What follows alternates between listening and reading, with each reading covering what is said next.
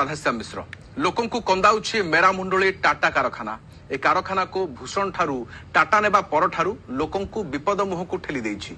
स्थानीय लोकं को पई अभिशाप पालटिछि कारखाना धूली धुआं रे लोके अणनिश्वासी त्राही त्राही डाकुछन्ति।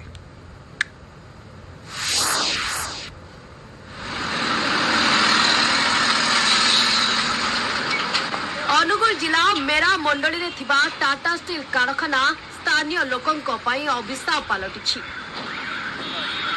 टाटा स्टील रो प्रदूषण रे लोके अतिष्ठ कारखानार वर्ज्य पानी कंपनी कर्तृपक्ष बाहर को छाड़ुथिबारु साधारण लोके व्यवहार करुथिबा पानी मध्य प्रदूषित।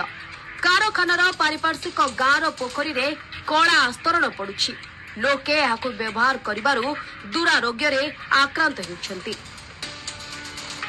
टाटा कंपनी अनुगुल पई आजि दिन रे दुख एइथि पई दुख पॉल्यूशन देखो पॉल्यूशन एयर क्वालिटी इंडेक्स केते अछि टाटार फ्रंट रे आपण देखो निजे वर्तमान एवं रोड सेफ्टी कथा देखो रोड टाको कब्जा करि रखिछि। NH 55 की टाटा पूरा कब्जा करि रखला भली रखिछि एवं एक्सीडेंट वृद्धि पाउछि। चाकरी बाकरी पिला मान को देउ नाहते कम ए टाटा रे जहाँ जमी खाली छड़ाऊंट अमुक कर कहते आने समस्ते गुंड पड़ू घर द्वार भांगी जाऊँगी आड़े पानी टिके नहीं देखुच बंध तो देखिकी सारे आसिले प्रदूषण जो विभिन्न प्रकार रही प्रथम कहते अनुगुल व्यापक भाव में कुंडिया रोग होची एवं कुंडे कुंडे लोक से आसुच्चंदी विभिन्न प्रकार चर्म रोग आसुची अनेक समय जदि आम देखा जे जदि व्यापक भाव में प्रदूषण है चर्मर जो धूलिकणा जो धूली रे जो धूलिकणा आसुची से धूलिकणा आम देखी पारिबा नाही सेटा आमर जो नाकरे फिल्टर हेकरी जीवा कथा से फिल्टर हेकरी भी न जाई पारुनी केते गुडे सीधा पड़ी जाउची ता बेरे फुसफुस जनित रोग होची। प्रदूषणर विष बଳରେ जर्जरित अंचलवासी टाटा स्टील मुख्य गेट सम्मुख रास्ता रे उडुथिबा धूली चिंता बढ़ाई देछि।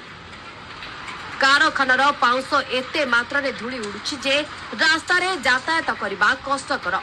दुकान बाजार घर द्वार पाउंश रे भर्ती होई गलानी।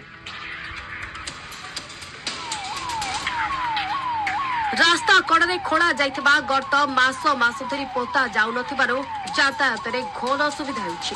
ताଳ बाहाळ गंटी गाड़िया सरपा नुआगां शिवपुर कुस्पंगा कुरुंटी मंगलपुर नरेंद्रपुर ग्रामवासी को प्रतारणा करिछि टाटा स्टील। सेपटे निदा विष्णु पालटिछि जिला प्रशासन सते जेमिति कंपनीर मनमानी आगरे मुंड नुआई देछि। टाटा स्टील रे जगह दे जो लोक चाकरी करके दी पैसा कमे घर चलिया भाई हेले से टाटा स्टील कोन करछि ना पिला को काढी दउछि काढ़ला पर एनआरसी दउछि जाफल कि एनआरसी नै कि आ गोटे जगह रे डोइट करि पारि होली ता भी हेई पारनी लोक माने रोग बहुत किछि प्रॉब्लम रे सामना करछोंदी। एक रे कुओ भी नाही दुई रे पोखरी व्यवस्था नाही कल कारखानार जो धूली धुआं बाष्प रे साधारण जनता अस्तव्यस्त हेलेनी आखपाख जेते सब ग्रामांचल रही फीडिंग विलेज रही से सब अंचल रे मध्य दुसाध्य रोग व्यापीबार लागिलानी। एठी कौन प्रकार प्रदूषण जनित तार परिचालना ठीक भाव में करूनी एवं मान जोड़ा कि ठीक भाव में ESP व्यवहार करूनी एवं जोड़ा पॉल्यूट वाटर को डायरेक्ट नदी में छाड़ुची ब्राह्मण नदी प्रदूषित हबार लगी तो ये परिप्रेक्षी में एप्रति जनजागरण हबार आवश्यकता रही। लोके मेली बांधिले 7टी गाँव विस्थापित प्रजा एकाठी हेले टाटा स्टील विरोध में उठाइले स्वर आगामी दिन में जदि दाबी पूरण न हुए आंदोलन तीव्रतर हेब बोली चेतावनी सेपटे प्रदूषण मात्रा एते अधिक जे लोके निजर जीवन निर्वाह करने कष्टसाध्य हो पड़ी। केबे निद भांगिब जिला प्रशासन केबे निद भांगिब टाटा स्टील कंपनी कर्तृपक्षर आ दाबी पूरण हब दाबी संपूर्ण भाव समाधान बाट बाहर ताहा आगामी समय ही स्पष्ट कर। तालबाहाल गाँव वीडियोग्राफर सुब्रजीत स्वाई मानस चंद्र मिश्र रिपोर्ट कलिंग टीवी।